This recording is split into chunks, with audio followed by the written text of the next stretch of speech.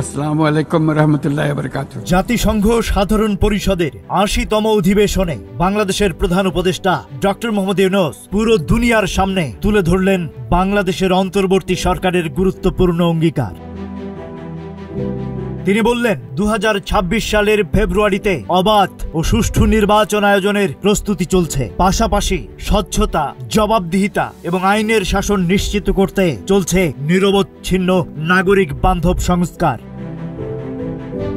অধ্যাপক ইউনূস স্মরণ করেন, সাম্য ও ন্যায় বিচারের জন্য ৭১-এ জন্ম নেয়া বাংলাদেশ বারবার বাধার সম্মুখীন হয়েছে, তবে জুলাই গণঅভ্যুত্থান স্বৈরাচারকে পরাভূত করে বৈষম্যমুক্ত সমাজ গড়ার নতুন পথ দেখিয়েছে। জনগণের আকাঙ্ক্ষা পূরণে ক্ষমতার ভারসাম্য আনতে ১১টি স্বাধীন সংস্কার কমিশন গঠন করা হয়। তাদের সুপারিশগুলো বাস্তবায়নে একটি জাতীয় ঐক্যমত্য কমিশন ৩০টিরও বেশি রাজনৈতিক দল ও জোটকে নিয়ে আলোচনা করেছে। এই অন্তর্ভুক্তিমূলক পদক্ষেপ সফল হয়েছে। রাজনৈতিক দলগুলো মিলে জুলাই ঘোষণার মাধ্যমে এই সংস্কার কার্যক্রমের প্রতি সময়াবদ্ধ অঙ্গীকার জানিয়েছে। অর্থাৎ আগামীতে যেই সরকারই আসুক, সংস্কার বাস্তবায়ন হবেই। লক্ষ্য একটাই, ক্ষমতার ভারসাম্যপূর্ণ গণতান্ত্রিক রাষ্ট্র কাঠামো গড়ে তোলা, যেখানে আর কোনো স্বৈরশাসকের আবির্ভাব হবে না। বাংলাদেশ এখন গণতন্ত্র ও ন্যায় বিচারের পথে অবিচল।